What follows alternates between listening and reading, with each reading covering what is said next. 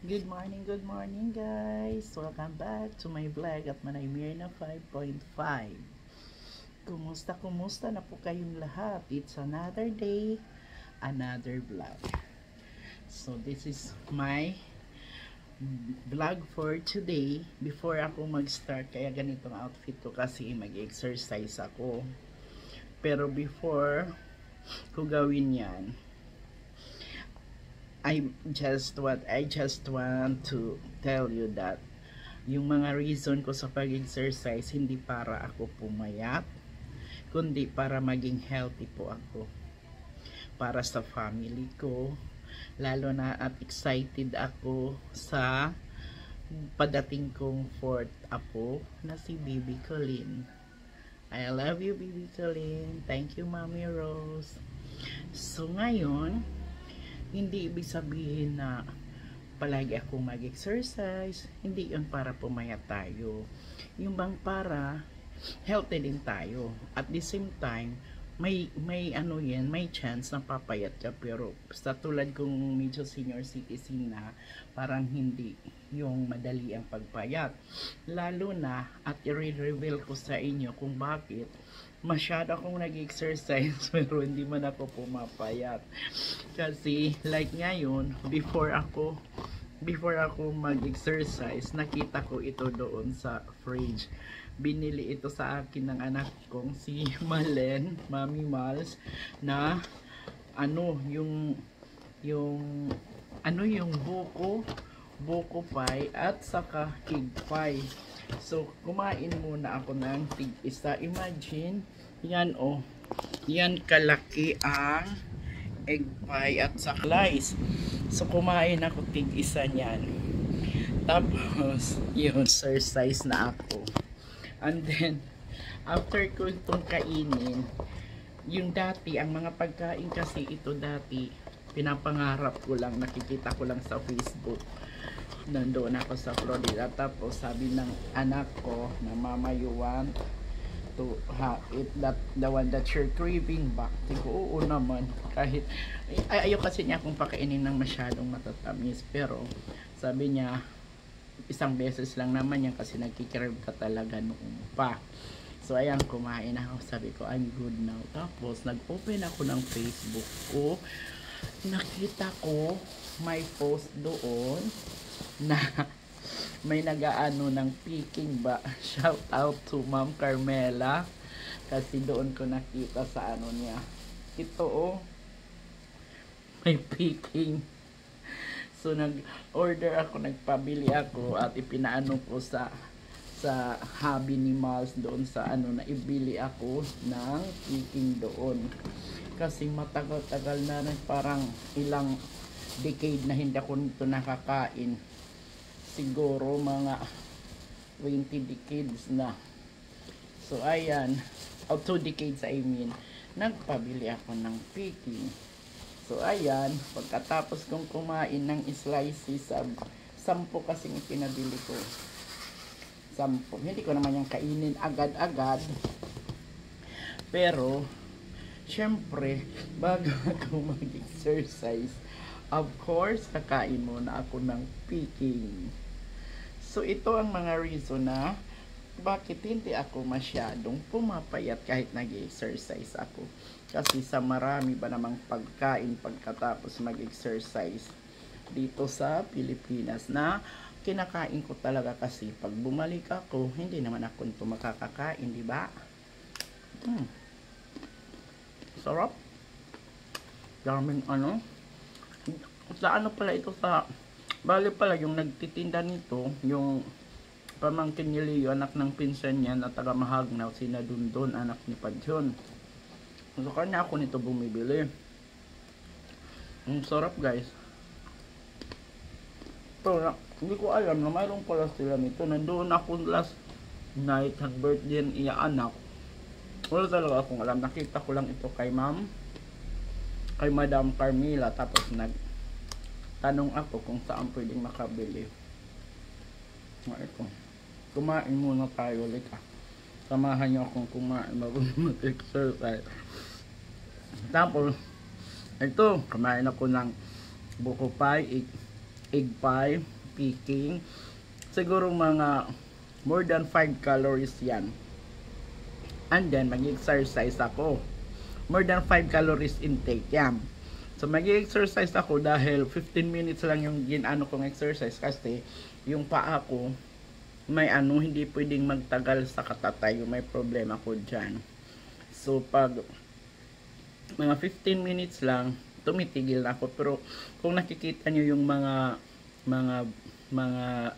videos ko at mga pictures na pinupost, makikita nyo na pawis talaga ako. Kasi, syempre, mataba tayo. Maraming pawis talaga ang lalabas. Pero, ano lang yan, 15 minutes.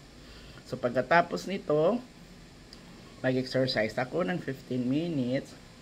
Pakapahinga ko, magluluto ako ng aking dinner. So, iba-vlog ko din mamaya kung anong lulutuin ko. So, yun. Tapos, 1 calorie lang mamaya yung matatanggal sa akin. Ito, may maiiwan pa kasi siguro mga 10 calories ito lahat. Hindi ako marunong magbilang ng calories ng intake. So, minus 1 calorie, 9 calories. Tapos namayang dinner, kakain ako ng another 6 calories.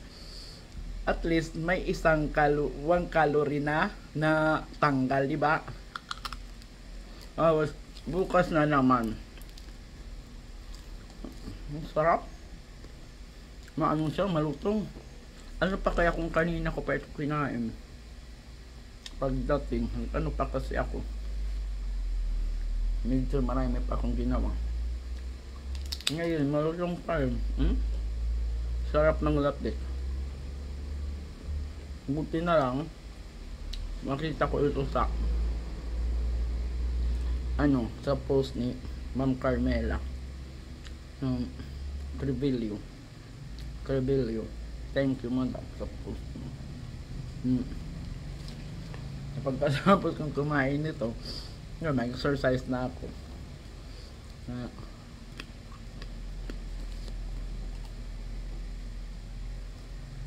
Yung unti-unti ko lang kasi ngipin ko. Shout out pala sa lahat ng nanonood sa munting vlog ng isang senior citizen na nasa Florida, nakikibaka. Pero ngayon, dito ako sa Pilipinas, guys. Kaya, madadagdagan yung uwi natin. Matagal-tagal pa akong babalik doon. Pero nag-exercise ako dito kasi excited talaga ako magbantay sa apo ko. No, padating. Matagal na kasi kaming walang baby. Yung dito na apo ko sa Dagami is 5 years old na. No, parang nakaka-excite. At ang apo ko na yan, made in the US na.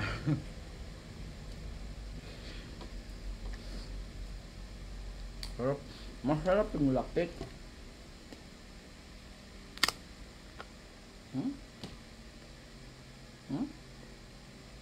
Sarap na sarap.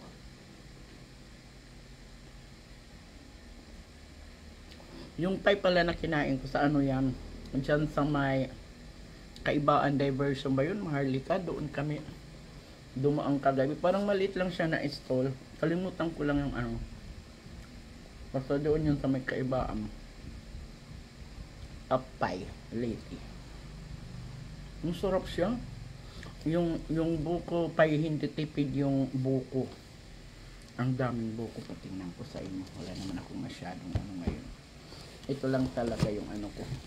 Paano lang na yung that reason na ba't hindi ako pumapaya.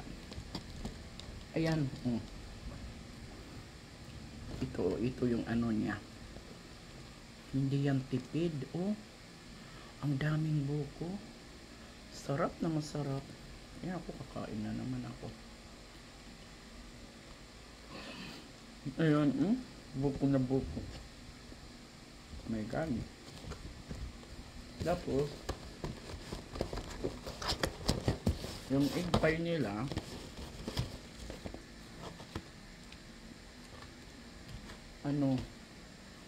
yummy, yung texture niya.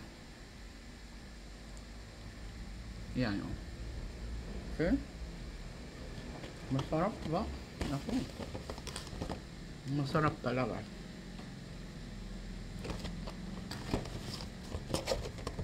Kaya, paano tayo nito papaya? Diba? Pero okay lang. Pasalamat tayo sa Diyos na may kinakain tayo, diba? Yung iba gusto man, pero parang nahihirapan, unahin na lang ang bigas. At least tayo, nakakakain, control lang. Controlling lang natin yung sugar. Everyday nagpiprick ako ng sugar ko at natatakot ako. Pag mataas, hindi ako nagsusuda the next day. Nag-cheat lang talaga ako sa health ko, pero sabi ko mag-exercise na lang ako, be. Sabi ko kay Miles, anak, mag-exercise ng gadla ako kay para ako makakount. Gusto my God, kakulop halo-halo kahapon doon sa Chowking. Last week, naghalo-halo kami ni Miles doon sa Iceberg sa loob ng Robinsons. Grabe, ang sarap, pero ang laki ng ano niya, serving. Kaya kaghapon, doon naman kami sa Chowking. Medyo maliit lang pero matamis pa rin. So, thank you guys for watching again. Shout out po sa lahat ng nanonood, kay Ma'am Grace, kay Daisy. Ay, si Maliti pala, manonood daw siya. Shout out Maliti from me to Magnaw. Tapos yung mga kapatid ko na nanonood after ng work sa school, Sir Melvin, si Marianne, at saka si Melissa, at sa mga pamangkin ko at sa mga anak ko dyan sa Florida at mga apo ko, si Chloe at si Cloud, at sa lahat-lahat na Arado Legends. Kumusta na kayo? Sa Madilinlin ko na mag-birthday, palagi ko siyang isa-shoutout ngayon para ako maalala mo. I'm just kidding, man. Sa ikaw ay pagpa-pressure. Kung waray ka ngayon celebration, it's okay. I'm just kidding. So, ayun guys, ingat-ingat kayo palagi kasi kami at ang aking family ay palaging nag-iingat. So hanggang dito na lang muna ang vlog ko. Mag-exercise na ako para lumabas ang 1 calorie ko at makain ako mamaya, pagkaluto ko ng dinner ng 10 calories. Kaya ito, ni-reveal ko kung bakit hindi ako pumapayat. Lalo na doon sa Florida kasi madaming kinakain ng mga bata na di inuubos. Ako naman, nanghihinayang ako kasi yung ibang bata nga walang kinakain ko, kaya nagagalit ang mga anak ko. So thank you again guys. God bless us all. Bye.